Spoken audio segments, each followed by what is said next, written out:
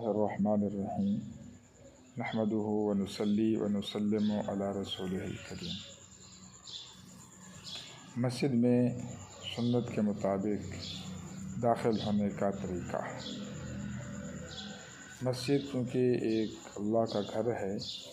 مسجد میں داخل ہونے سے پہلے ہر بندے کو سوچنا چاہیے کہ میں ایک بادشاہ کے جو شہنشاہ ہے، ان اللہ علی کل شیء قدیر انہ علیم بذات الصدور، جس کی بادشاہ زمین و آسمان، سورج، چاند، ستارے، مشرق مغرب، شمال و جنوب، عرب و عجم، کالے گورے، چھوٹے بڑے، انسانات، حیوانات، نباتات، زمینوں سے اوپر، آسمانوں سے اوپر، آسمانوں سے نیچے، زمینوں سے نیچے، یہ اس بادشاہ کا گھر ہے۔ جب انسان وضو کر لے تو وضو کے بعد سیدھا مسجد میں جائے تو پہلے یہ دعا پڑھے، بسم اللہ والصلاۃ والسلام علی رسول اللہ۔ پھر اپنا بایاں پاؤں جوتی سے نکالے، پہلے بایاں پاؤں جوتے سے نکالے، پھر دایاں پاؤں جوتے سے نکالے، اور پھر مسجد کی جو حدود ہے جب اس میں داخل ہونے لگے تو پہلے اپنا دایاں پاؤں مسجد کے اندر رکھے، اور مسجد میں اپنا دایاں پاؤں رکھتے ہی یہ دعا پڑھے، اللہم افتح لی ابواب رحمتک، اے اللہ رحمت کے سارے دروازے میرے لیے کھول دے۔ پھر جب مسجد میں داخل ہو چکے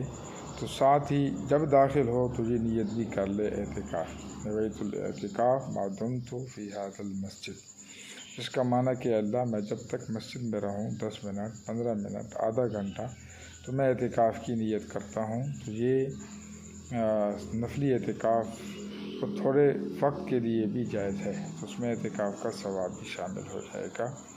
اور پھر اس کے بعد کوشش کریں کہ تحیۃ الوضو کہیں یا تحیۃ المسجد کہیں، وہ آپ ضرور ادا کریں۔ حضرت بلال حبشی رضی اللہ تعالی عنہ سے نبی اکرم صلی اللہ علیہ وسلم نے پوچھا کہ بلال،